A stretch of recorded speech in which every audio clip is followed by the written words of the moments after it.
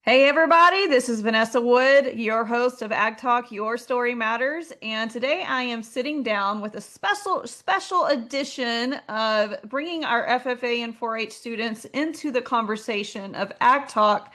We have Miss Miru Kunst from Central Massachusetts. And first off, I just want to welcome you to today's podcast. This is awesome. Great way to start the week off. Thank you for having me. Absolutely. So I'm very impressed by your biographies. And I want to know, we were just discussing earlier of you being from Massachusetts and very involved in agriculture. So first off, let's just start the conversation. How did you get involved in agriculture? So, as you may know, Massachusetts isn't necessarily known for agriculture. Obviously, every state has their own agricultural sector and different commodities that go into feeding their state and the surrounding states that benefit from that. But when you think of agriculture, you don't necessarily think of Massachusetts. I started in agriculture with a small garden where I eventually joined 4 H at the age of 8. And then a few years later, I started my dairy goat farm. So that's where I really got interested in agriculture was 4-H. And I knew that agriculture was something that I wanted to pursue, but it wasn't necessarily something that was available to me close by in terms of education.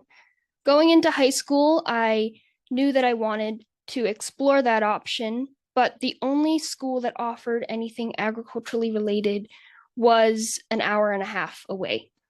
So I decided that I was going to take that leap and fully immerse myself in agricultural education. So I started attending Norfolk County Agricultural High School in Walpole, Massachusetts, which is an hour and a half away by car. But because my town didn't necessarily have the means to send me there, they provided a van that took me 30 minutes away, and then that took me an hour and a half to school. So I had a commute of about 2 hours until I did learn to drive, and I was able to commute on my own to pursue agricultural education. And Oh then, my goodness. Sorry, I have to interject like real quick because that is incredible. I love it. What dedication. Okay, go on. Sorry. I just am very impressed by that. it is a hike. Unfortunately, Worcester County, which is in central Massachusetts, doesn't have a school that offers agricultural education. But I knew that I wanted to go to what we call the Aggie. I went there. I wasn't sure what major I wanted to pursue. There are four majors that we offer. There's plant science, environmental science, agricultural mechanics, and animal science. And a few of those have their own concentrations as well. So I went into agricultural mechanics my sophomore year as a cluster, as we call it. So that's when you're trying out your major and your interest, and then you get to pick your official major for your junior and senior year, and that's the studies that you stay in. I had a few electives in environmental science. So ultimately, my junior and senior year, I decided to pursue environmental science for the rest of my high school journey. And throughout that, I was a member of our FFA chapter. Because we are an agricultural school, we have the opportunity to have a 100% membership chapter at our school. So we had over 600 members active. And that's not just a number on paper. A lot of our members are active in some sort of way, whether they have an SAE or they're an officer or they participate in CDEs or LDEs. We are a very diverse chapter, and that number doesn't mean nothing to us. Through that, I began an SAE in dairy goat production, and I also started a service project called Stitch Towards the Future, which was my agricultural education and fiber arts SAE that brought me through high school, and something that I still continue today as well. Okay, so the first question that came to my mind, Amitaru, is what was it like for you to travel that way and to I know that you were acquainted with agriculture before, but I mean, that's kind of a scary step, to go in and just meet new people and just go for it. And I can say, like, I don't know a lot of adults that would actually do that. So I just want to applaud you for your bravery and it's awesome to see what all you've been able to do through that. But yeah, going back to the question, like, what was that like for you, and what are some of the things that you did to get acquainted in your new town, basically, in your new school? It certainly wasn't easy. I have three older siblings, and none of them had ever done anything in agriculture. So this was a whole new avenue for my parents, for me. There was one other student in the town that did travel. She was my neighbor, actually, to the school. But it's still something new. I knew that I didn't want to go to my town school to finish my high school career. I just didn't see an interest in not pursuing a trade. And there was a trade school that is associated with my sending district, but they don't offer any agriculture. So because of that, I was able to school choice to the Aggie. But it was certainly daunting, but I worked in the admissions department as well there. And when you get students in, a lot of them are scared to start somewhere new. And I also share that sentiment. They're scared to start something new, but it's also very exciting because it's a whole new school system. We're an independent school, so we don't have other schools that are connected in our district. There's no middle school or elementary school that feeds into our high school. So everyone there is new. Everyone there is starting with a fresh slate. And part of that is refreshing and exciting, despite that nervousness stepping on foot on campus on the first day. You quickly learn to bond with your classmates, and you quickly learn to love the campus because we are a working campus. We take care of our campus. We have 365 acres that we take care of. So the plant science department will take care of the grounds. Ag Mech will improve any facilities that need to be done, and any work. And we all work together in some way or another to take care of our campus that we call home. So although it is scary, you quickly find your place, and you're all sharing that passion for agriculture that brings you together as well. That is super neat because I did not know any of this, and I'm so glad we're having this conversation. So this, and you're being humble. You were also the FFA president of this high school. What was that like for you to not only, come into the new school, but you rose up to be the president of FFA? It was not certainly a goal that I had when I joined the school. I learned about FFA at the Big E, which is like our state fair that you would have, but it's for all of New England. All the New Okay. England states go to the Big E, which is in Massachusetts. So it's cool that we have that agricultural fair in our state. But as a 4-H'er, when I was showing animals or I was participating in other events, you would see these people in their blue corduroy jackets, and those certainly raised some questions. They group 4-H and FFA together for their 4-H and FFA days. That's the opening weekend. So I knew from there that I wanted to join FFA eventually, even when I didn't necessarily understand the full scope of the organization.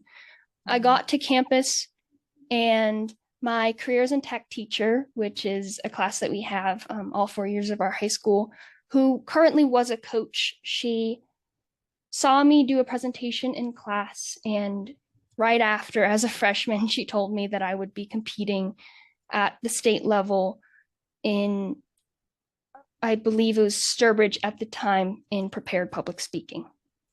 That was my first experience in FFA. And then I also went to a few meetings to learn about SAEs, and that's where I started my SAE, A Stitch Towards the Future. So that's where I started freshman year. And then once you start FFA, there's no stopping it. So very They quickly, pull the you officers, in. yes, the officers will pull you in. And that year I ran for office. And I don't remember exactly the officer positions that I ran for, but I got a position I'd never heard of before. And it confused me at first, but I quickly learned that that role was definitely something that was meant for me. I was the student advisor, and that's where I began my journey. And then I became the vice president the next year. And the year after that, I was elected as the president of our chapter. And it's been a journey. It's very rewarding despite all the work that goes into the events throughout the year, the meetings, the while you're still doing your own competitions as well. But it's rewarding to see all the younger members that look up to the officers, not necessarily me, but the whole officer team as a whole, and getting to work with a team of people that are driven and dedicated to the same purpose that you are. Although you may have your differences, you all find a way to work together to accomplish your common goal. And also being an officer all 4 years of my high school, because we are elected the end of this previous school year for the coming school year. It's been really incredible to see the growth in our chapter, especially coming out of the pandemic as well, because one of our goals was to grow that chapter and grow our engagement. Well, I definitely want to talk more about that, Miru, after this break. So hang on, guys. We're gonna listen to the rest of her story. We'll be back in a second. I had to get a transition in there for rural radio. So, okay, jumping back into this conversation, first off, what I'm pulling out of this right now is you are a fine example of what showing up can do, like just the simplicity of showing up. And I'm sure you asked a lot of questions and just wanted to get involved. And your career through high school is quite impressive of just doing that and how that can transpire and how that can get you connected to even more things and more people. But going back to a stitch forward, I'm sorry, a stitch toward the future. Tell us more about that. And because I know that you were talking about the pandemic, and I think a lot of ideas stemmed, during the pandemic. So I'd like to uh, tell our audience a little bit more about that. Growing up, I had always been interested in fiber arts. My mom owns a quilting company. That's something I grew up doing. I learned how to sew from a Yep. young age, and I had sheep for a few years when I first got my goats as well. So fiber was something that I had a project in 4-H, bringing that fiber to the shawl or sheep to shawl or making something out of the fiber that you produce, which is a whole other avenue of agriculture that people don't necessarily talk about. And Yes. especially as a sewer, um, when I would talk to my peers at my sending district school before I went to the Aggie, and even at the Aggie, a lot of people don't know how to sew and they don't know where their fiber comes from. They don't know about that whole industry altogether. So in COVID, I started making masks like many people did, and those were donated to local first responders through a project that was happening at my local sewing center. And that's where my community service in fiber arts specifically started. I also had an interest in other service projects with food insecurity, which I did participate in other projects as well. But where I really found my passion was serving the community through fiber arts. Okay. After those masks were no longer needed, I started making baby hats and baby blankets to donate to a local care center, First Concern, in Clinton, Massachusetts. And they also have a location in Marlborough, I believe. And that's where it started. It was just me sewing in my bedroom and donating those materials. And then after that, when I started my SAE in FFA, I knew that I wanted it to be bigger and I wanted to start teaching sewing classes. But I still had some obstacles with finding a place that I could do it. And a lot of places weren't having workshops because of COVID. So there was a very long delayed start to the growth of my service project, but I still continued on my own, um, making quilts and making hats to donate. And when I would have more, I started branching out to other organizations, like the foster program in my state, as well as some other programs in Massachusetts and I believe Connecticut and Rhode Island, just surrounding states, whoever had the need. During FFA week in 2025, in February, Mhm. my chapter needed a service project to do. We had a few options that the officers wanted to do, but all of them um, weren't necessarily coming together in time or weren't logistically possible to take place during FFA week. So I decided that I already had the materials donated, I already had the person to teach it. So we had a small workshop making quilts during FFA week this year, and those um, are going to be donated as well. And in general, there are some times where I'll have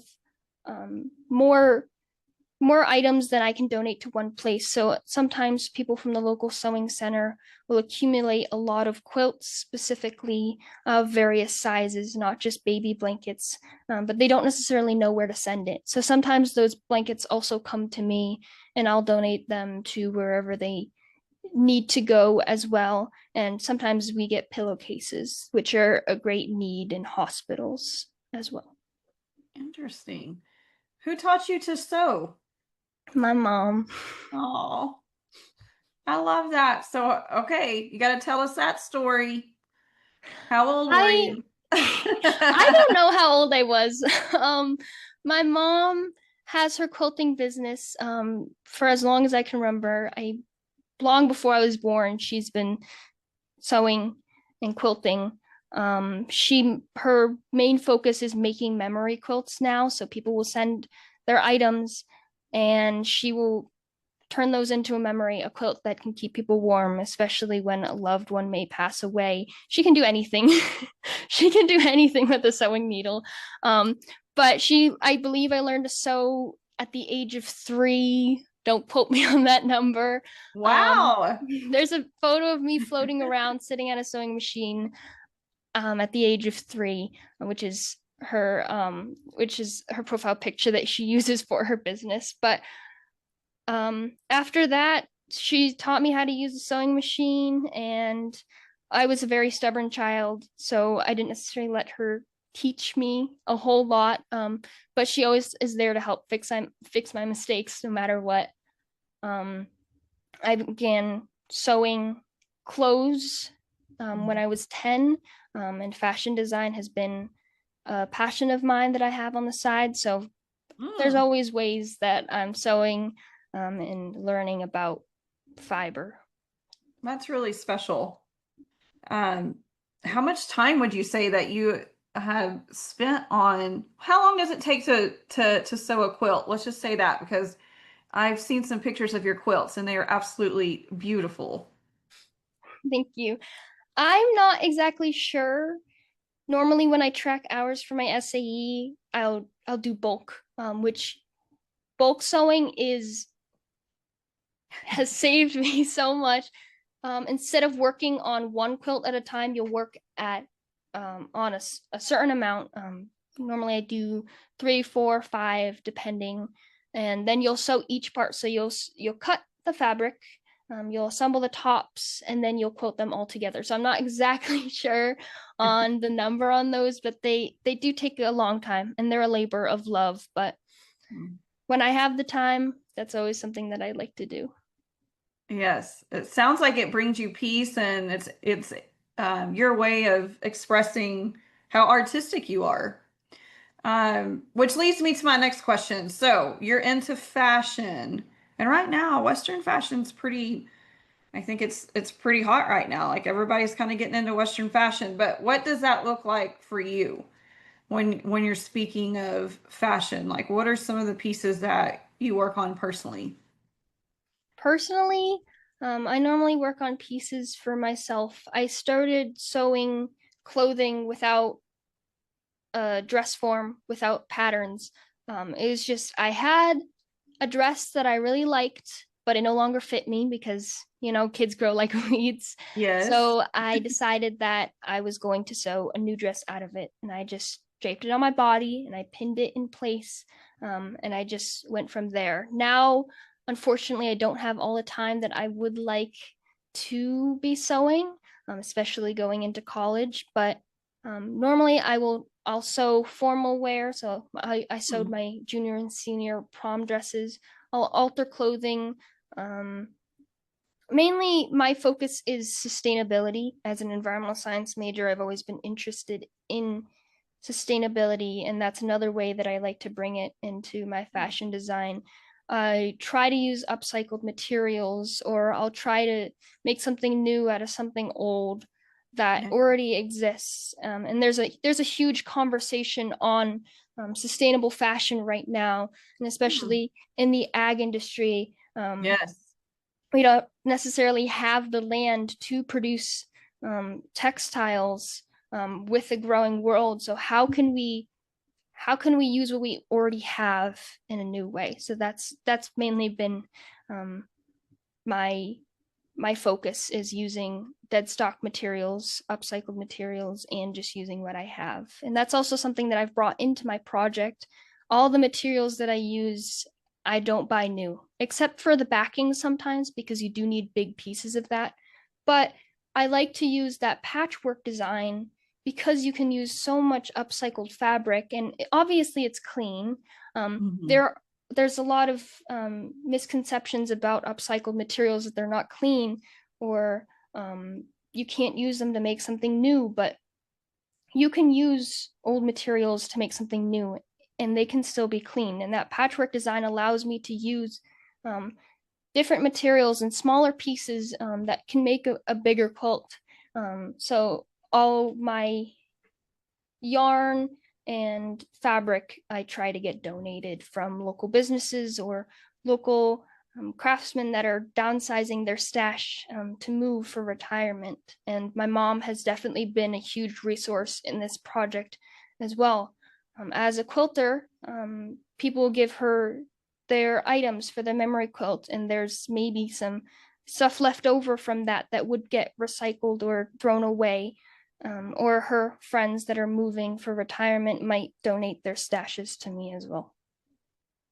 Yeah, I'm there with you. And there is, I'm just going to say, like within my personal friends and some of the women and Ag Women Connect that I know around here, we love to go thrifting and buy things that aren't new and just support our businesses that way too. So I'm right there with you. I think that's important, and um, I think you're wise, is to see that at your age already. That's been kind of something that I have been more um, focused on and cognizant of, in the last few years, just being a mother is like, how can we save money? How can we support, agriculture?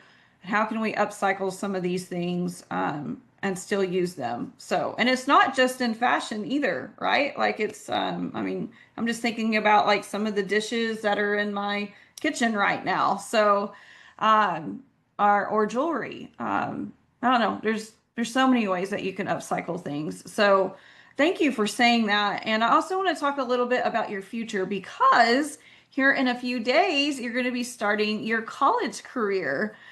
So tell us about WPI and your plans with that school. Yes, I am going to Worcester Polytechnic Institute for a bachelor's degree in mechanical engineering and a master's degree in fire protection engineering. And hearing that, many people might question that.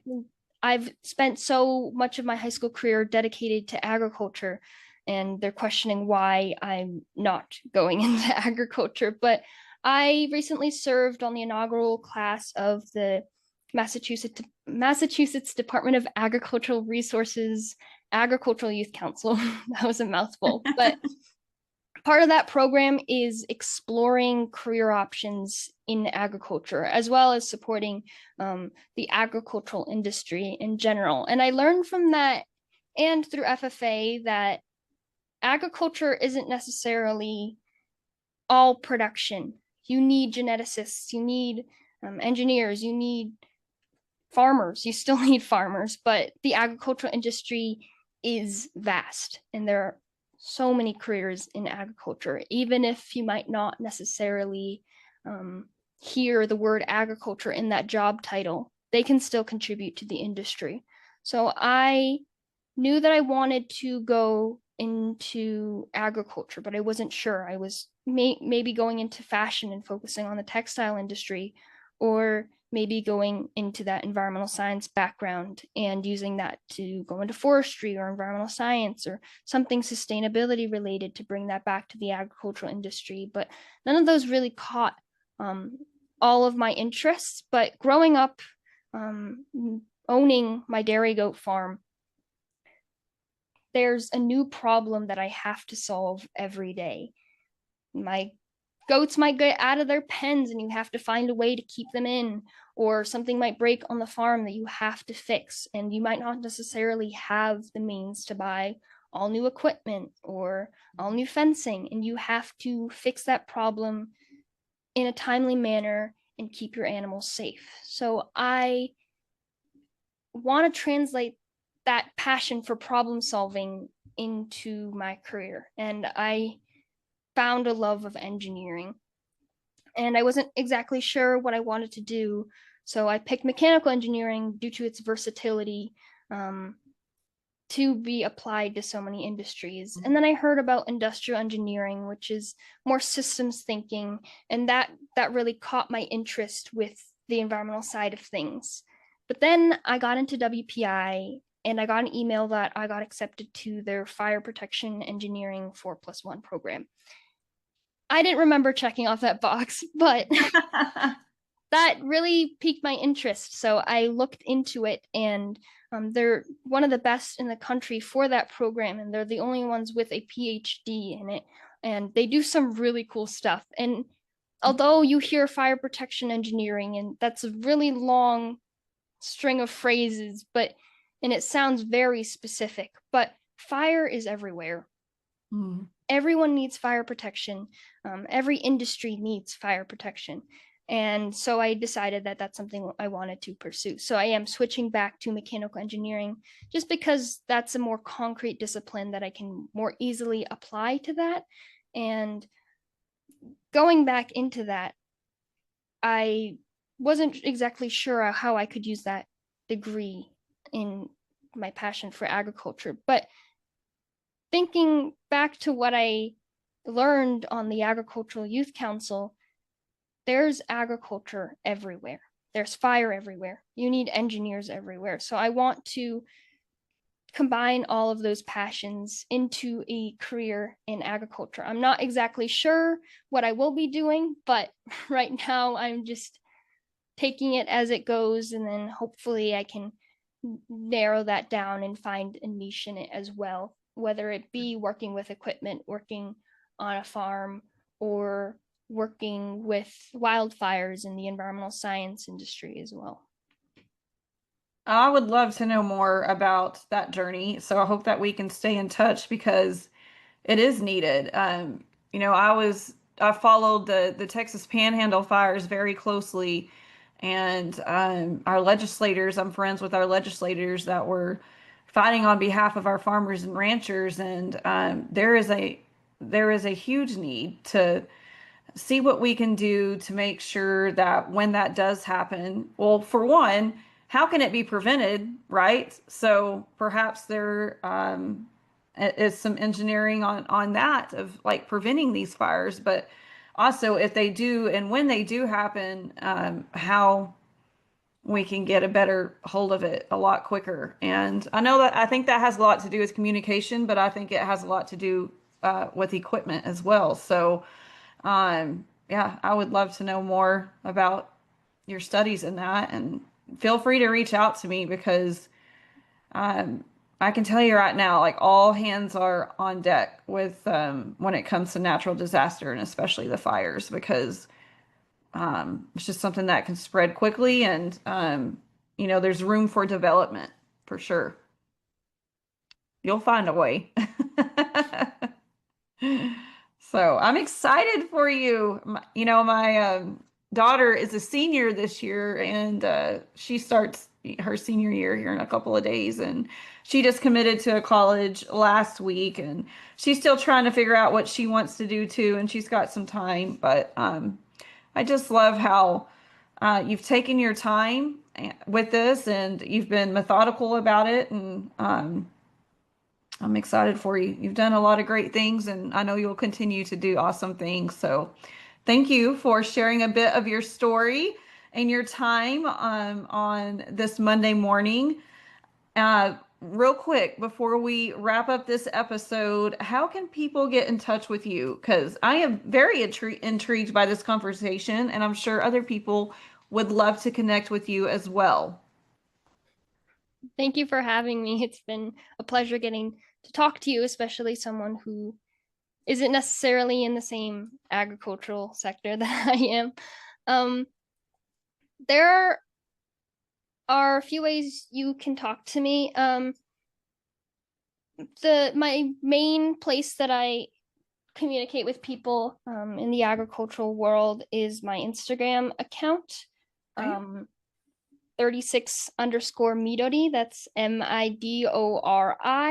You can follow my journey there. I talk a lot about my dairy goat farm and a few of the things that I'm doing in FFA or 4-H, although my time in FFA is coming short soon. I'm continuing my SAEs in dairy goat production, landscaping, and that community service project as well. So I will continue to post about that if you want to follow that.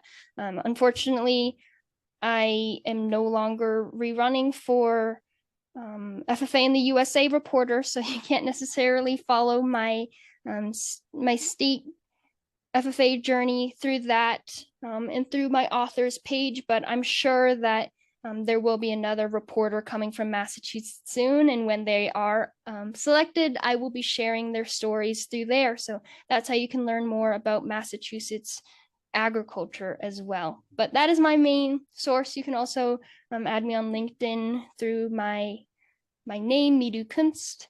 And those are a few ways that you can follow my journey as I begin college and continue in agriculture.